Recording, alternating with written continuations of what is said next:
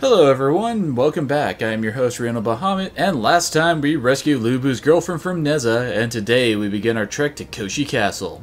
First we have to pass through Shu's territory, and I would say that I hope that they are friendly, but let's be real, this is Dynasty Warriors and nothing can be accomplished without a few hundred bodies littering the field. So let's dive right on in. Alright, quick summation of the narration. Team Leroy Jenkins is traveling through Shu and Tokugawa territory. They're hoping they can do so peacefully and just talk it out with Liu Bei and Ieyasu, but standing in their way is the master of booze himself, Zhang Fei, so things are going to get a bit violent.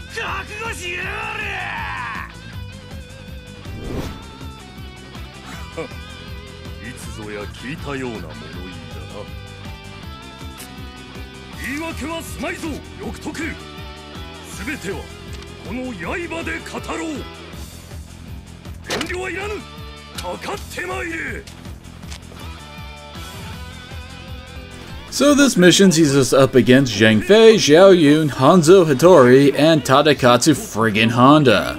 The last one there is pretty much the Samurai Warriors equivalent of Lu Bu. In the first Warriors Orochi game, there was actually a pretty elaborate method to unlock him and Lu Bu, involving playing through all of the campaigns and then impressing them in special side missions for each faction. It was kind of a pain in the ass, to be honest.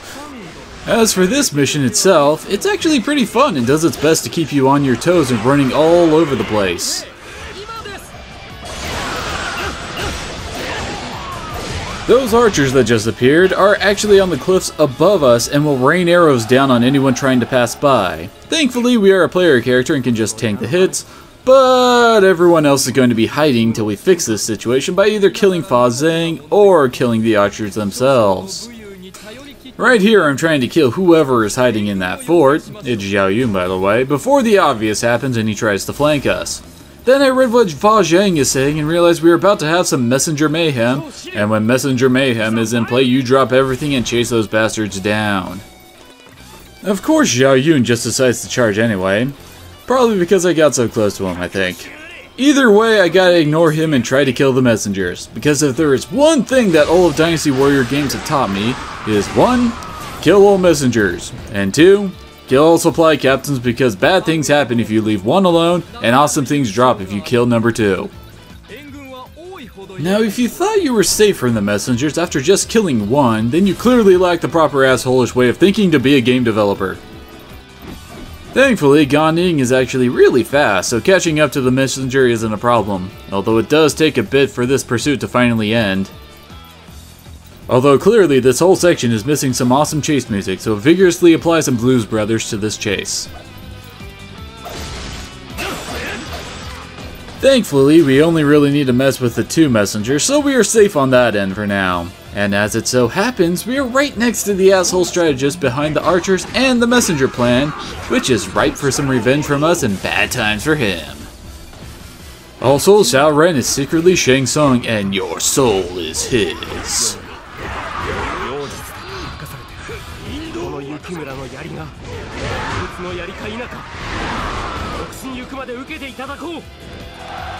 And Xiao Yun brings up that they think we are under some sort of sorcery to work with Da Ji. Naturally we know this is wrong, and the only way to prove it is to beat the ever-loving crap out of him, because that is the only way men know how to communicate.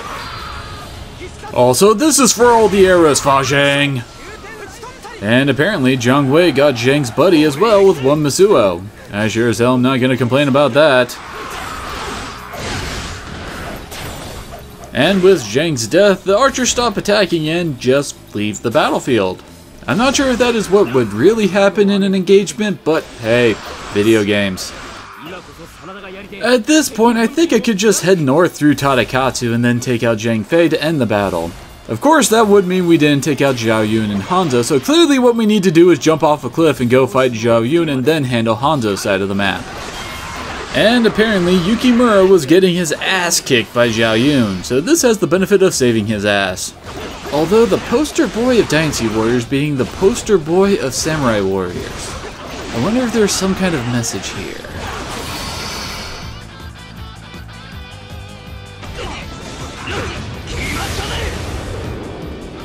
Also, I ran into an odd graphical glitch here with Gan Ning. He is supposed to be holding the chain attached to a sickle in his other hand, but for some reason it just vanished while doing the Trinity attack there.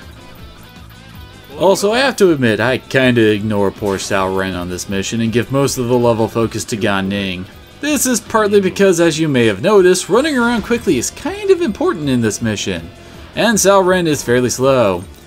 Gan Ning had over 153 speed, and Cao Ren had about 125, which is pretty far on the slow end, so I tend to favor the guy who can blitz around the battlefield to the slow tank.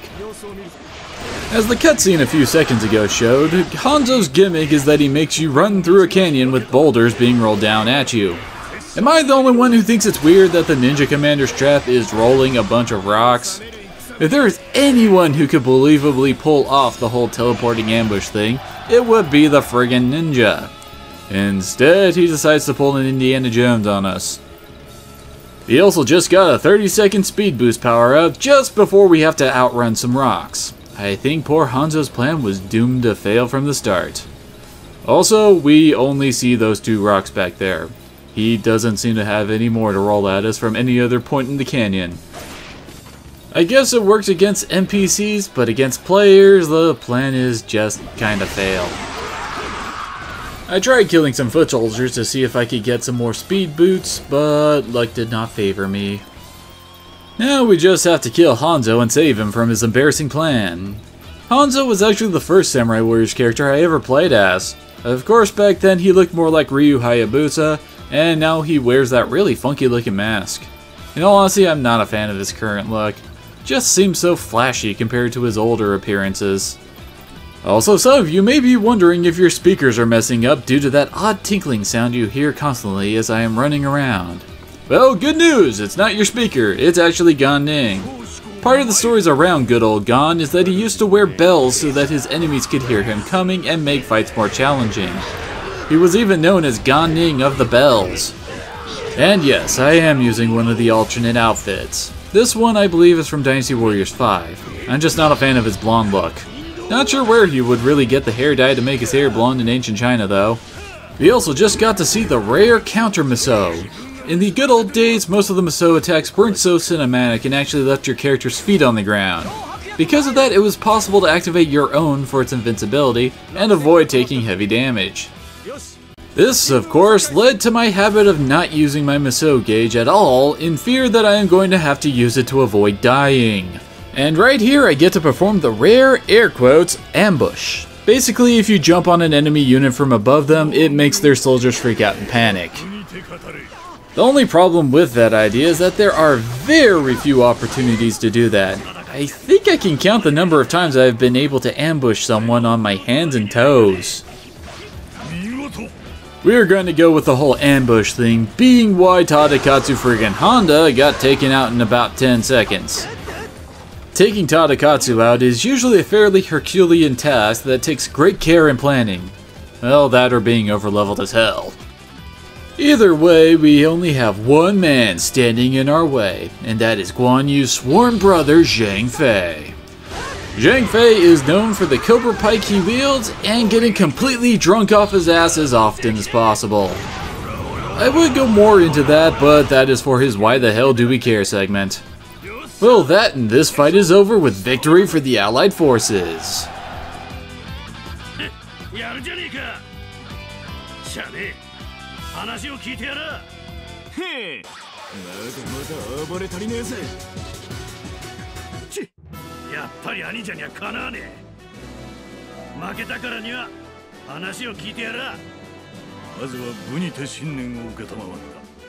次は言葉にて説明を伺おう。我らが奪旗についた理由だが、